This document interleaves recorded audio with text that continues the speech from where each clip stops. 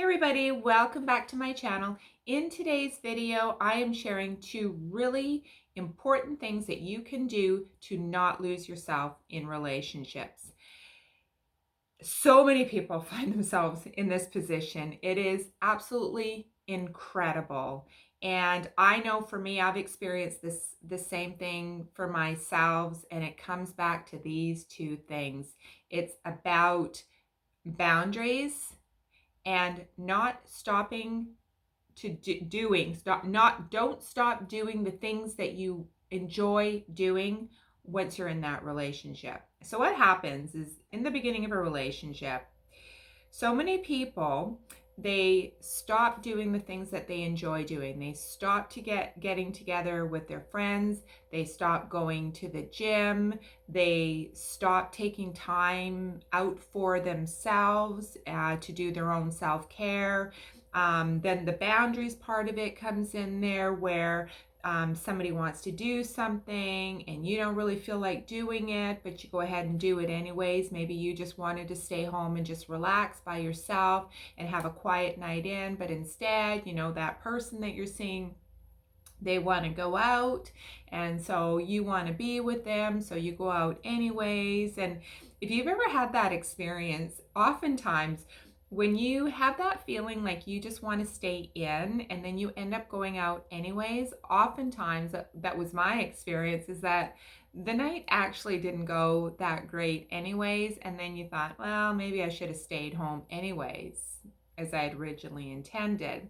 Okay, so back to the two tips. So tip number one for not losing yourself in a relationship is to continue doing the things that you enjoy doing. Now, I get that you want to be with that person as much as possible, but when you're in that coupled relationship, especially in the beginning, it's like two halves don't come together and join and become one like that. Like, you don't like immerse yourself in each other's skin and become one. You're still two separate people who enjoy doing their own things, and having that time with their own friends and family and things like that. And then so you go off and you do your own things together, but you also do the things together that you enjoy together and spending time together. And even if you progress to a point where you're living together, it's still so important to have a sense of identity outside of just that one person. Like, you can't hang your hat on the star of one person. Like, you need a lot of different influences in your life to give you all of the things that you need. One person isn't capable of being the be all and end all and giving you everything that you need. You need your family, you need friends, you need your coworkers, you need time to yourself, you need to spend time with your partner. All of these influences give you something that you need. So it's so important not to attach yourself to that person and forget about everything that you've ever done, who you used to be outside of this person. Which actually reminds me of another point. Oftentimes we enter into relationships not really knowing what we want and what we need and who we are. All we know is that we want to be with somebody, but we don't have a really good understanding of what it is that we want from that partnership.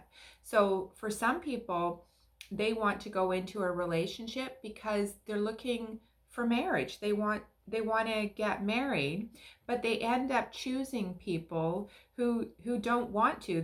They're just looking for a Mr. or Mrs. right now. They have no intention. They just want to date casually.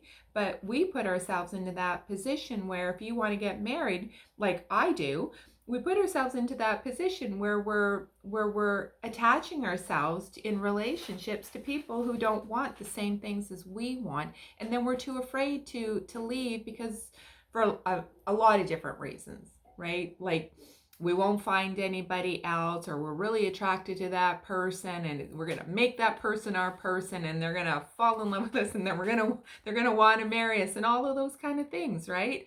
So we do that kind of stuff. So to backtrack, it's really important to have a really good sound sense of what it is that you want from a relationship. And it's okay if you want to hook up, know that that's your intention and be able to communicate that intention to the other person, because reciprocally the other person might be thinking, oh yeah, you know what, she's really marriage material, and you're thinking, no, I'm just not into that, I'm just like really casual and I don't want a commitment.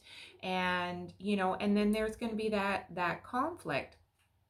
um if you want to be husband wife material, you have to know that and be able to communicate that right off the bat at the beginning of your relationship, and hope and trust that the other person is going to be able to be honest enough with you and say, hey, I don't want the same things. I'm not looking for marriage, but it's important for you to know that that's what you want, right? And then if your other person isn't into that, then you have to be brave enough to walk away. And I will leave a link actually to a video that I did last week answering one viewer's question of how do you have the discussion, when somebody's hot and cold in and out of your life and you're not getting what you need in that relationship. I'll leave that link right up there for you. But so that's tip number 1 and number 1A. Keep doing the things that you love to do, even though you're in a relationship. Okay. And have a strong sense of what it is that you want and need from a relationship. 1 and 1A. Tip number 2, and this is so big, and this actually permeates not just in our romantic relationships, it permeates out into all areas of our lives, and it's boundaries. And so many people have no boundaries because they have low self-esteem, low self-worth, self-confidence. They're afraid to say no because if they say no, maybe that person won't like them, maybe that person will leave. But what it does is it sets us up for being taken advantage of and being treated really badly, and us tolerating really bad behavior. And it doesn't even have to be really bad behavior, but behavior that just doesn't make us feel good, and it contributes to toxicity and unhealthy relationships. So boundaries.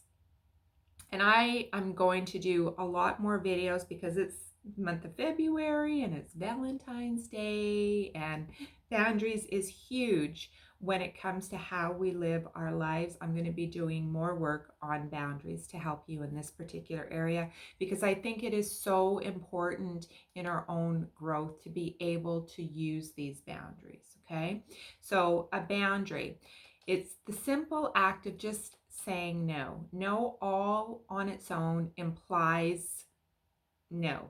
It's no. But a lot of us, I have a really hard time saying no to somebody, and especially when it comes to our relationships, as they progress. Our partners want us to do different things. Can you drop what you're doing to go and do this for me? Can you bring me that thing? Can you do that thing? Can you not do that thing? And it's up to us to have the confidence to say, you know what, I would love to come and bring you your lunch because you didn't pack it for yourself. But I can't drop what I'm doing right now to do that for you. Sorry, not sorry. That's just one example. There's a whole lot of other examples, but the premise of it is that if you don't feel good about doing it, then you need to be able to communicate that it doesn't work for you, and still feel good about yourself, that you care about that person, but whatever is being asked of you is not going to work for you. And not to have the fear that that person is going to love you less, like you less, or leave you. And that's the biggest fear I think a lot of people have, is that when they say no, they're not going to be loved in the way that they want to be loved. But you know for yourself, if you are letting other people step over your boundary or not, um, you know what that makes you feel like, and you eventually get to a point where you feel taken advantage of. And like I said, this is not just in our romantic relationships. This shows up in our jobs as well. If we keep on picking up the slack for another person, we're sacrificing ourselves to protect another person. If we keep on over giving, giving more, we become so exhausted. And if we keep giving, somebody else is going to keep taking until we say, like, I can't do this. It's enough. I have nothing left. I've got nothing left to give. So boundaries are really important. And for you, if you're still watching here, is that it's that fear of knowing that you are enough, knowing that you are worthy of being loved, and that you can have that in front of you and say, like, no, this, I'm sorry, that I can't do that. I can't do that.